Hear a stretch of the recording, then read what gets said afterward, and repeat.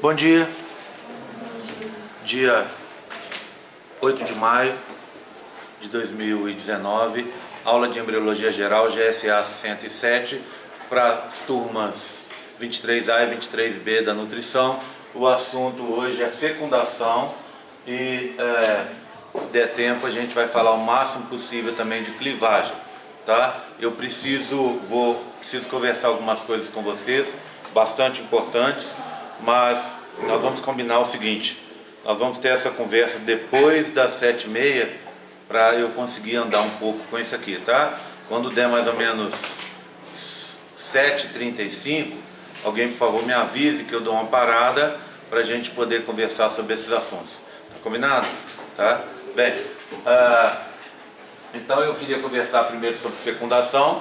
Nós até agora falamos sobre transporte de gametas até ele chegar lá no istmo. Do istmo, grupos de espermatozoides vão ser mandados até a região da ampola, aonde está o ovócito 2. Lembrando que nesse momento você tem o ovócito 2,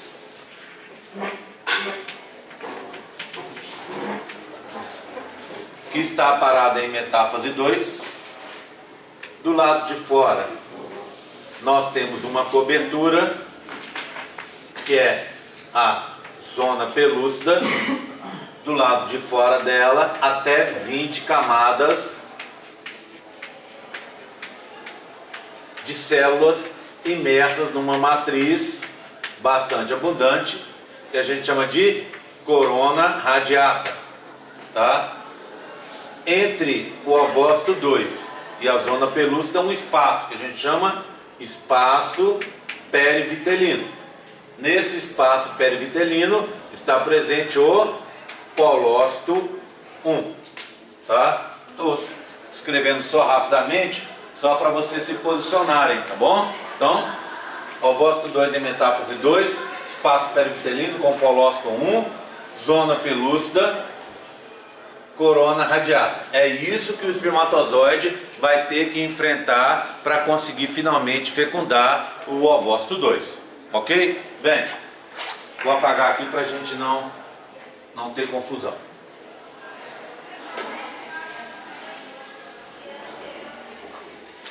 Pronto. Bem, a primeira coisa que ele vai ter que enfrentar então é a corona radiata. Antigamente se achava que era na corona radiata que o espermatozoide fazia o que a gente chama de reação acrossômica, que é basicamente a liberação do conteúdo do acrossomo. Hoje se sabe que não, que o espermatozoide, para atravessar a corona radiata, aquela parte mais de fora, o espermatozoide vai utilizar os movimentos da cauda. Então, eu tenho aqui um modelo em que é uma simplificação do processo, tá? Essa parte azul escura seria a corona radiata, a parte azul intermediária seria a zona pelúcida, aqui o espaço perivitelino, nesse azul clarinho, esse pedaço aqui laranja seria um pedacinho da membrana plasmática do ovócito 2, e aqui o citoplasma do ovócito 2. Então o espermatozoide, para atravessar a corona radiata, vai bater a cauda. Vocês se lembram que ele tem 3 movimentos. O primeiro é dado pela contração da musculatura do útero, devido à presença de prostaglandinas.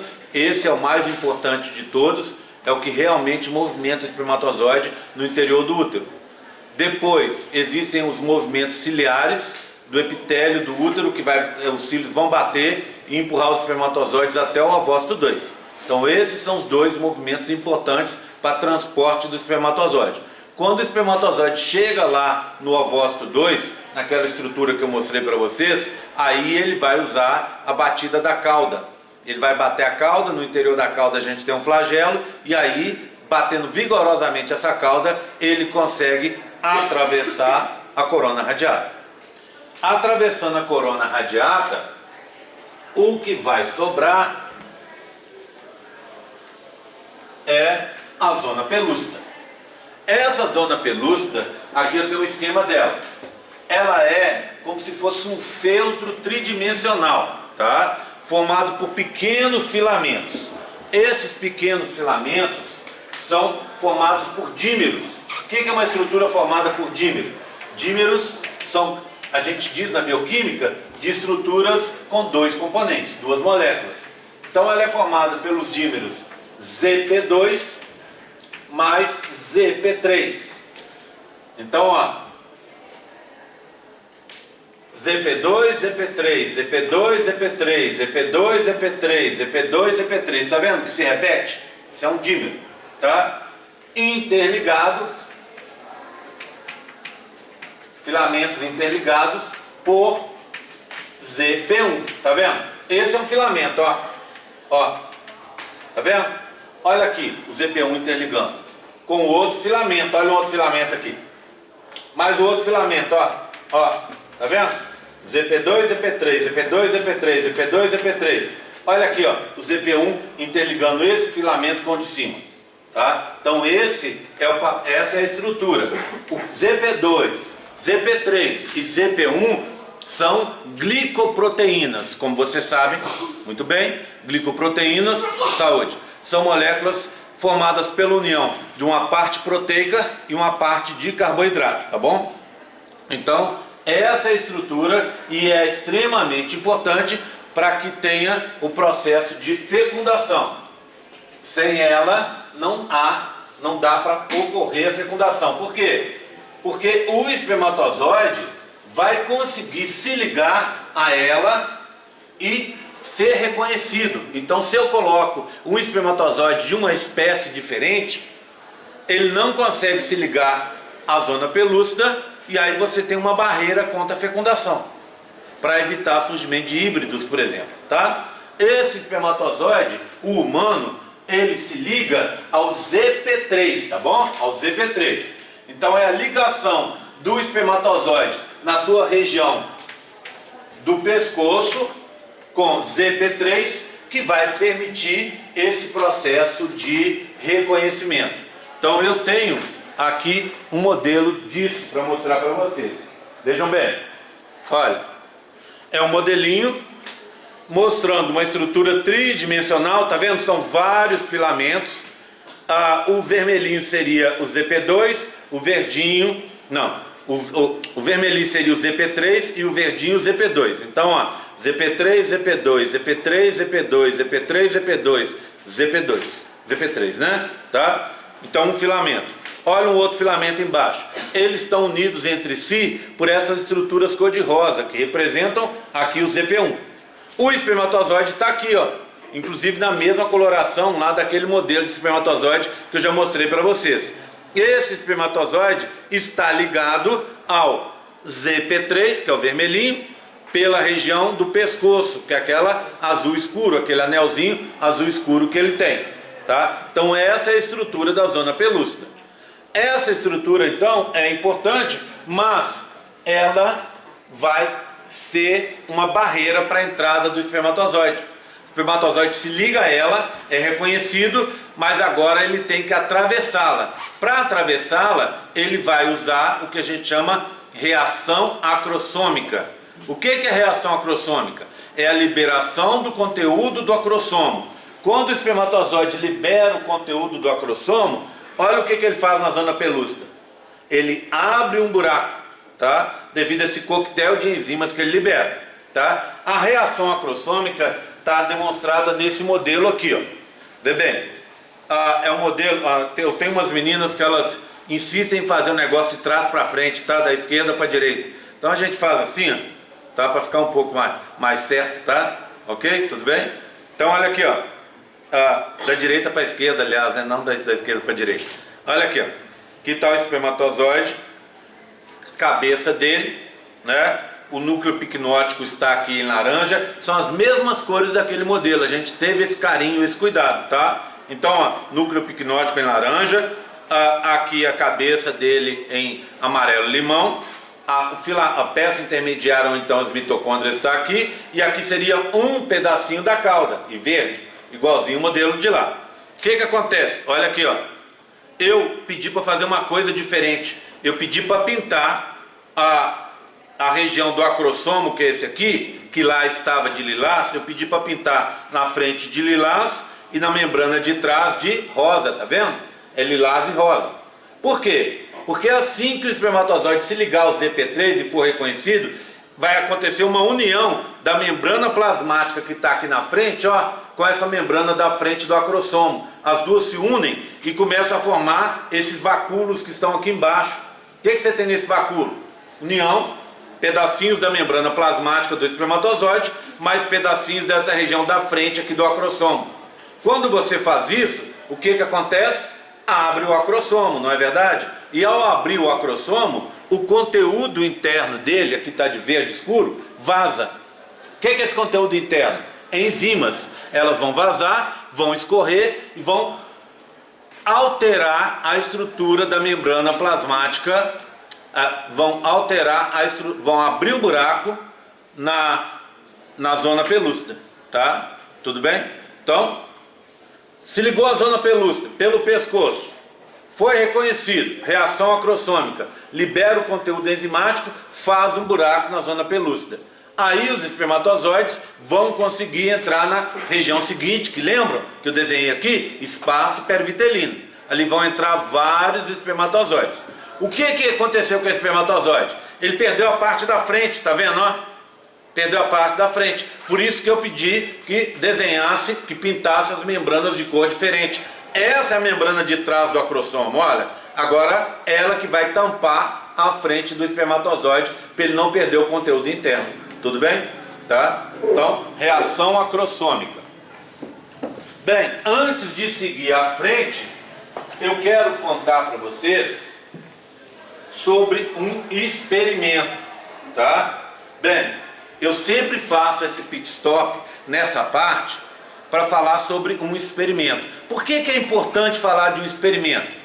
Porque vocês estão na graduação, muita gente não sabe como as coisas funcionam. Quando vocês estiverem mais adiantados e adiantadas no curso, provavelmente, se vocês não estão fazendo estágio ainda, vocês vão fazer. E no estágio a gente faz experimentos, a gente aprende a trabalhar com ciência.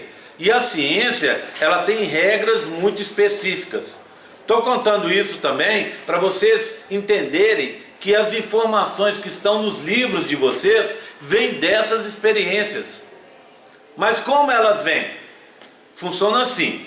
Muita gente faz uma determinada experiência, muita gente testa alguma coisa, e quando se observa que aquilo é realmente correto, que aquelas conclusões que foram tiradas são realmente corretas, as pessoas criam uma teoria.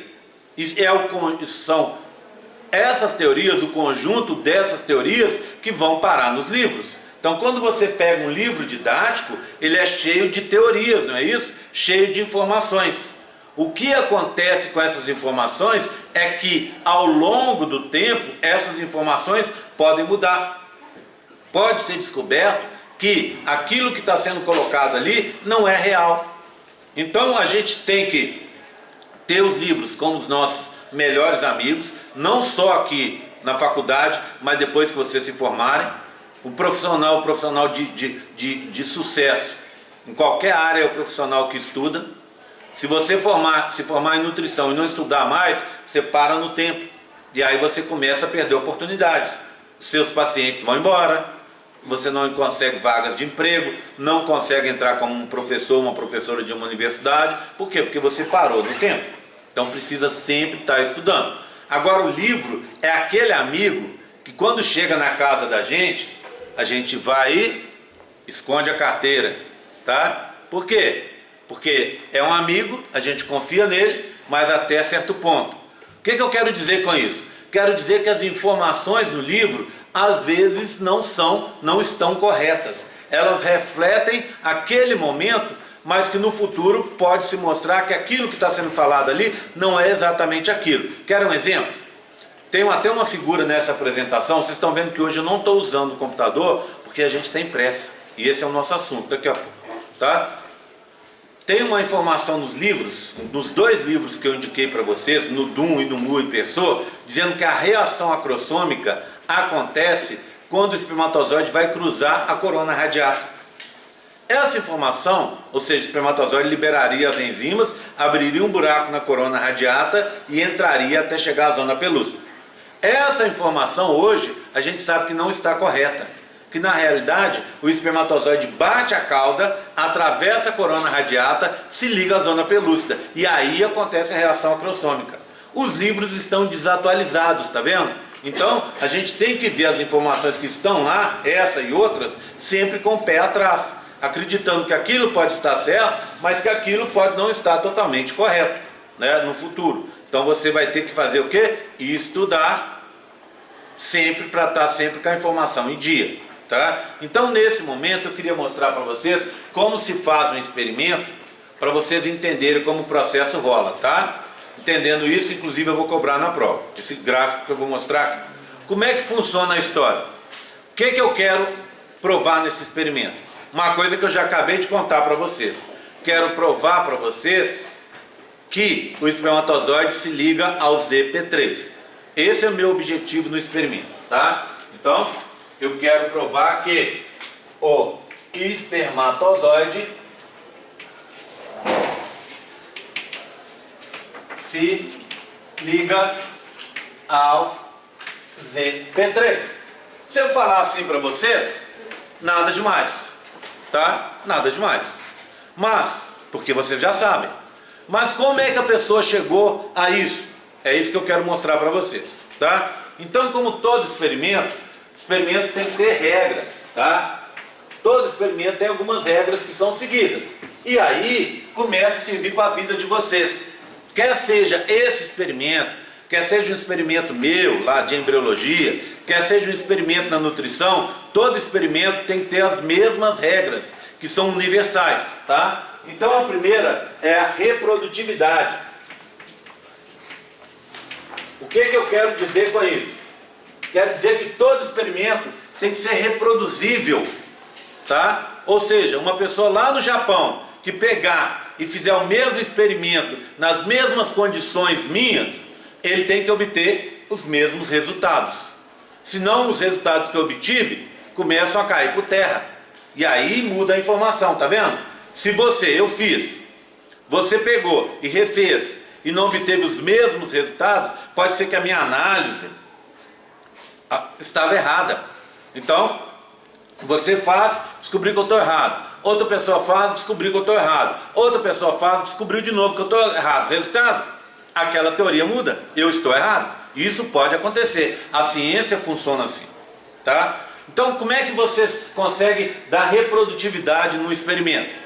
Você dá reprodutividade no experimento quando você coloca as informações corretas no material e métodos, explicando para a pessoa como fazer. É por isso que é importante material e métodos, tá? Outra coisa que eu contei para vocês são as condições, acabei de falar, né? Condições constantes, exceto uma, tá? Vou colocar uma. O que eu quero dizer com isso? Imagina, pegar um experimento aqui. Eu estou testando um produto químico que pode ser liberado por uma indústria e que causa mortalidade dos peixes. Ele é tóxico, tá bom? O que eu vou fazer? Para facilitar minha vida, eu vou testar em aquários. Então o que eu faço? Eu ponho num aquário um certo número de peixes da mesma linhagem, muito parecidos, mesma quantidade de peixes em cada aquário. Em cada aquário que eu for usar, eu tenho que ter o mesmo volume de água, eu tenho que ter o mesmo pH, a mesma temperatura, a mesma luminosidade. Por quê? Imagina se esse composto tóxico é mais tóxico acima de 30 graus. Se eu fizer no frio, ele tem um grau de toxicidade. Se eu fizer no calor, ele tem outro.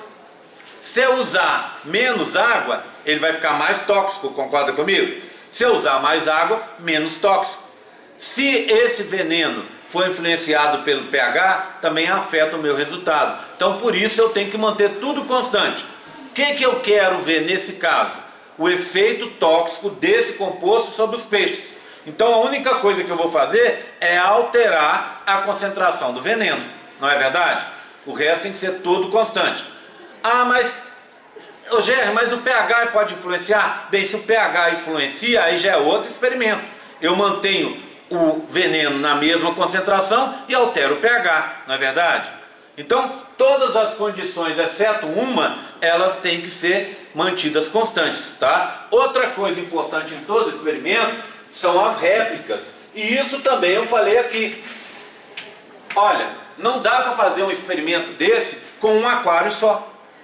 Por quê? Porque às vezes, por azar meu, mesmo os peixes sendo da mesma linhagem, aquele grupo que eu peguei é mais sensível ao veneno ou menos sensível. Então eu tenho que fazer com vários e vários e vários indivíduos, senão não dá certo, tá? Então, nunca se faz um experimento sem ter réplicas, tá? E uma última coisa, todo experimento tem um controle experimental.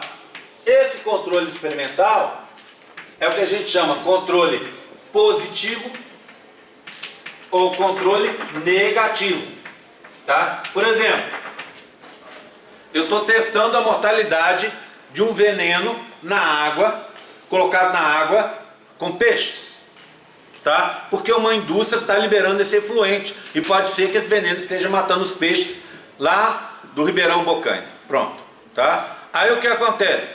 Eu vou fazer o seguinte, eu vou pegar, vou colocar os peixes lá num aquário e não vou colocar veneno. Sabe por quê? Tem que ter um aquário sem veneno? Esse aquário é meu controle negativo. O que é o controle negativo? É onde não acontece nada. Concorda? E o que eu não quero que aconteça aí? A morte dos peixes. Porque imagina a situação, eu ponho um monte de paulistinhas, um peixinho muito utilizado em pesquisa, num aquário e coloco veneno. E põe num outro aquário sem veneno. Nesse aquário sem veneno, os peixes estão morrendo também. O que eu estou mostrando? Que na realidade, os peixes estão morrendo por outro motivo, não é o veneno. Entenderam? Tá? Então assim, todo experimento tem que ter um controle. Nesse caso, controle de não ocorrência é o controle negativo. Tá? Um exemplo no nosso caso, eu estou testando um anticoncepcional.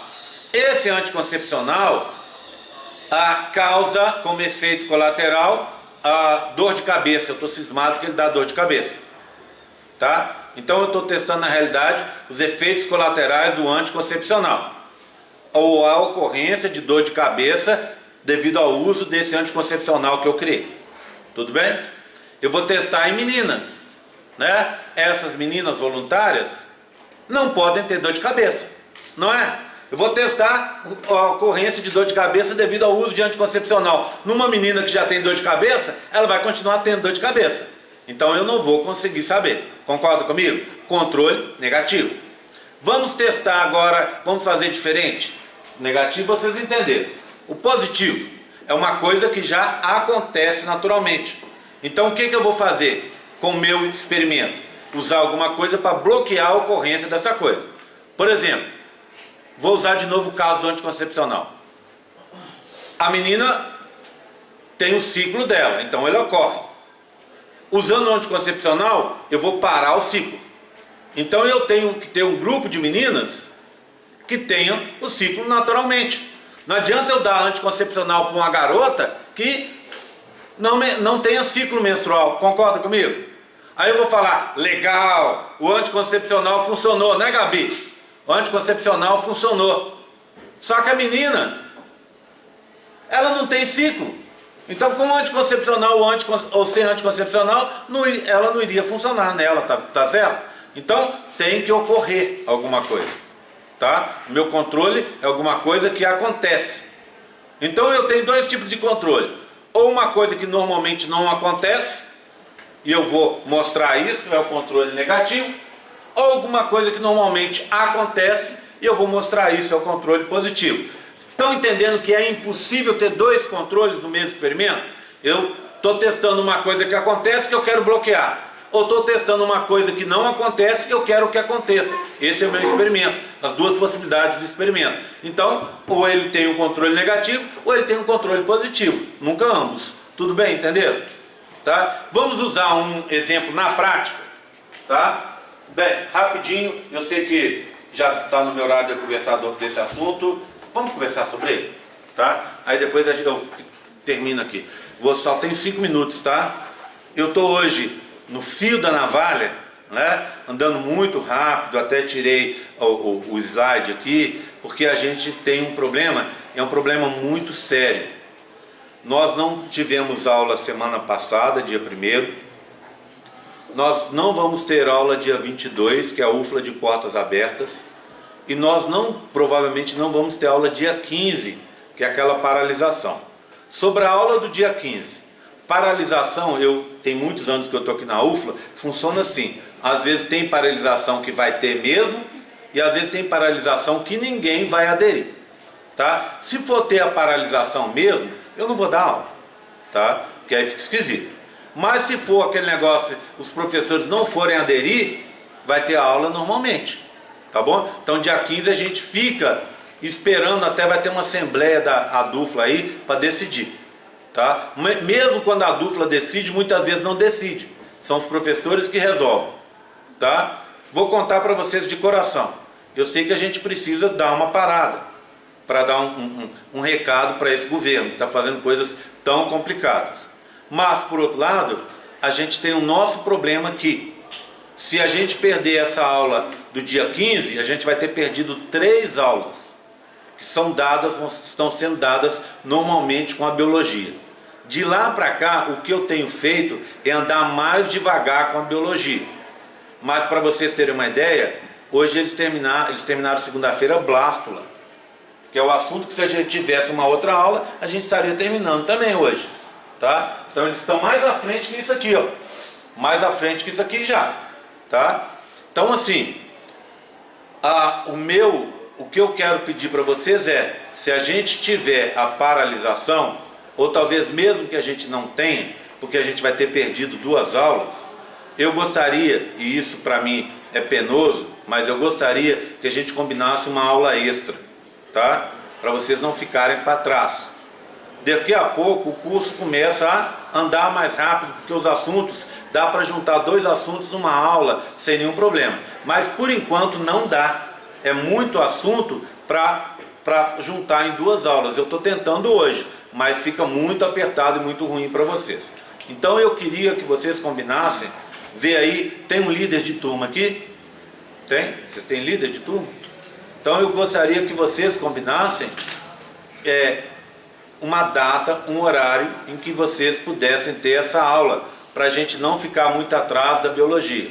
O que vai acontecer? Vai chegar na hora da prova, e daqui a pouco a gente tem prova de novo, e vocês não vão ter tido a matéria inteira.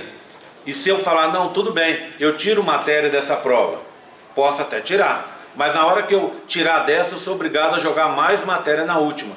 E aí fica complicado. Na última prova é aquela prova que a gente tem que tratar com muito carinho, porque muita gente depende dela para ser aprovado, tá certo? Então não é minha ideia mudar o planejamento, mas do jeito que as coisas estão indo, tá complicado.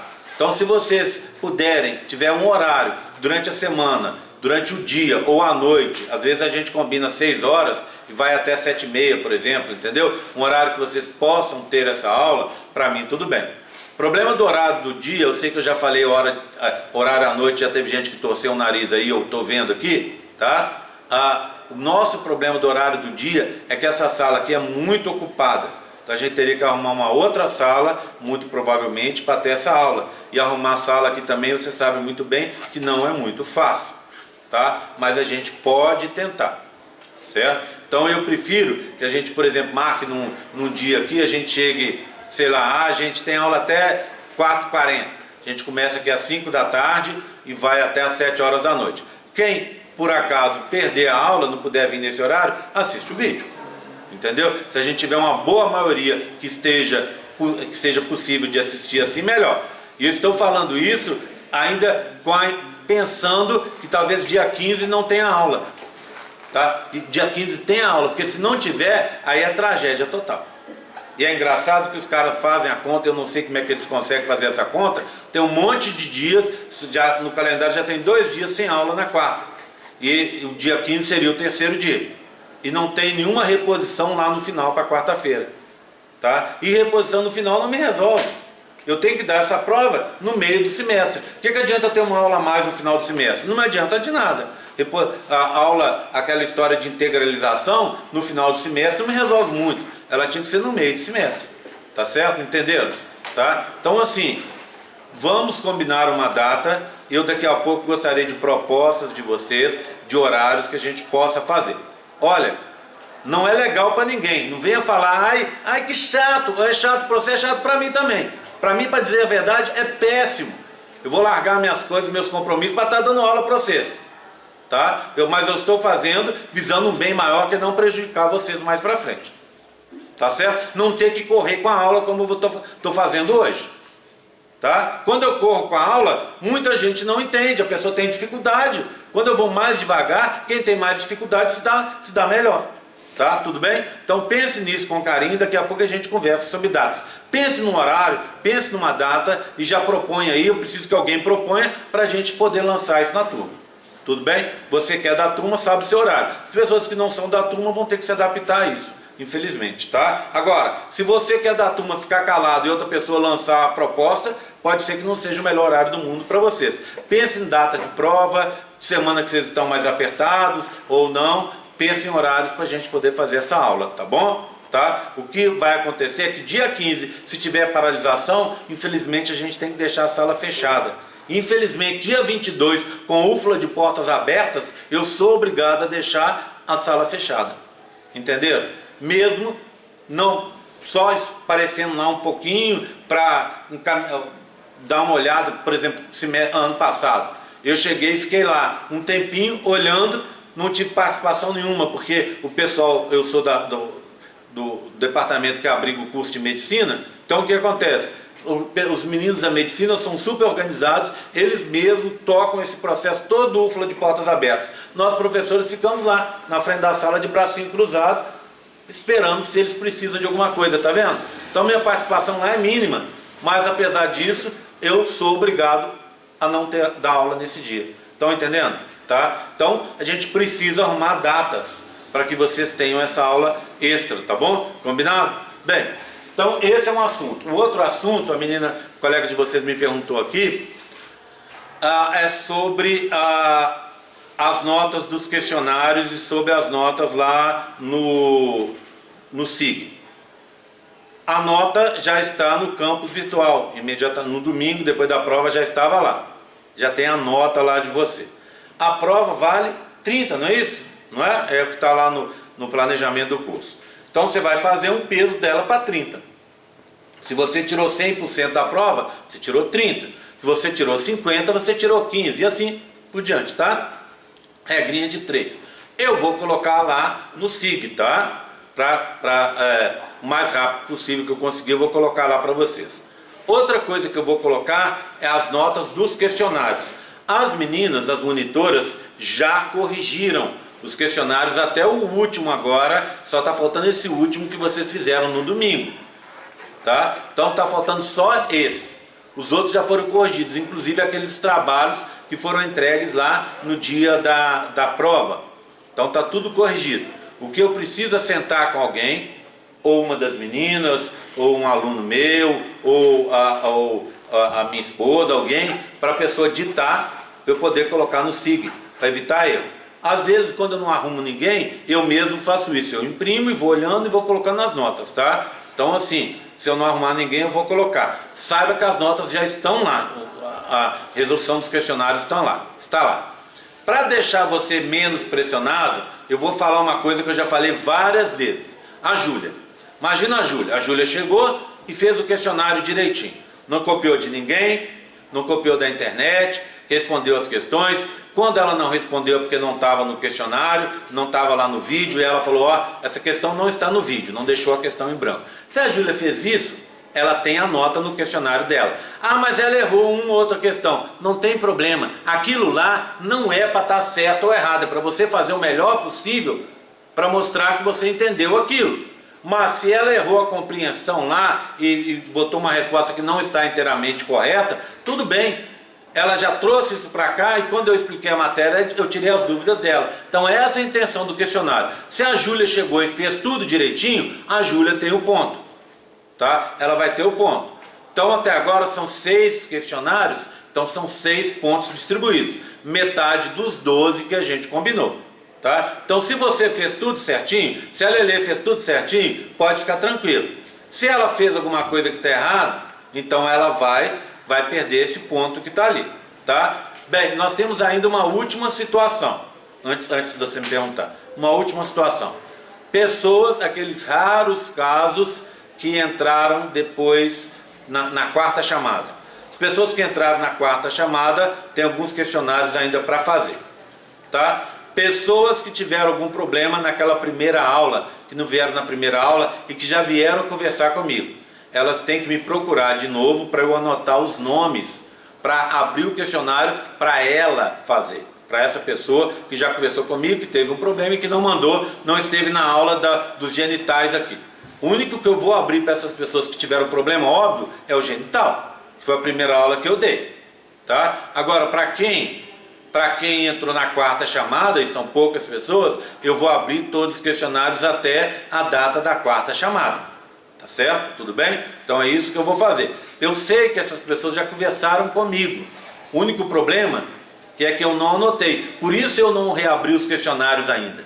Porque toda vez, segunda-feira, os meninos da biologia me cobram. Eu viro para eles e falo, nossa, vocês têm razão, preciso conversar com a nutrição na quarta-feira. Chega quarta-feira, como a gente está atrasado, aquele corre-corre e eu esqueço.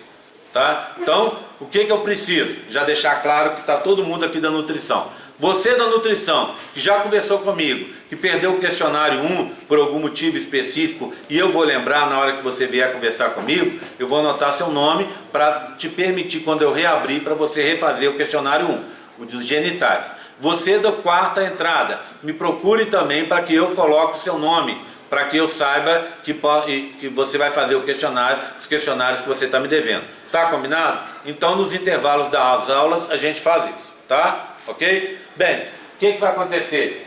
Todo mundo entendeu? Tem mais alguma dúvida? Era essa a dúvida? Tá? Bem, e não dá tempo de eu continuar o assunto.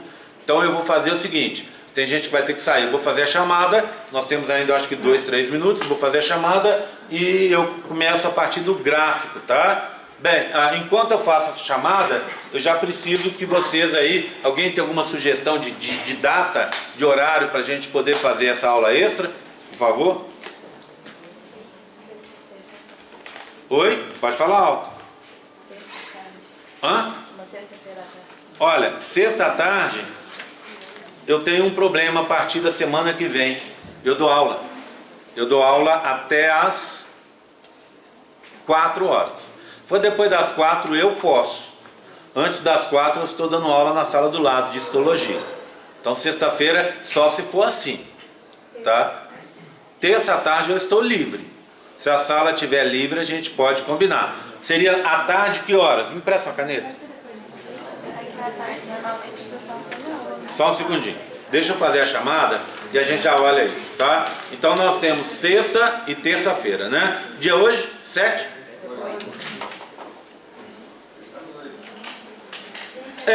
A colega de vocês aí está falando a partir, Estelinha está falando a partir de 6 horas. Adriele, Amanda, Ana Cláudia, não? Eu não estou olhando, hein? Tem que falar. Ana Cláudia está aí? Ana Luísa, Andressa, Bárbara Lamin, Bruno, Carolina, Diego, Evelyn, Fernanda, Gabriela Gazola, Genaína, Graziele, Gustavo, Júlia Andrade, Júlia Helena, Júlia Thalita, Laura, Letícia Andrade, Letícia Pérez, presente. Lívia, Presente. Luiz Eduardo, Luiz Otávio, Presente. Marcela, Presente. Mariana, Maila, Presente. Nathalie, Nathaniele, Presente. Peterson, Raiane, Presente. Ricardo, Roberta, Presente. Thais Ribeiro, Presente.